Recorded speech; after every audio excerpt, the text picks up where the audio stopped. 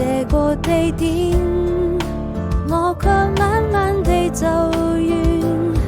我看見是最美的畫面，我們再次回到起點。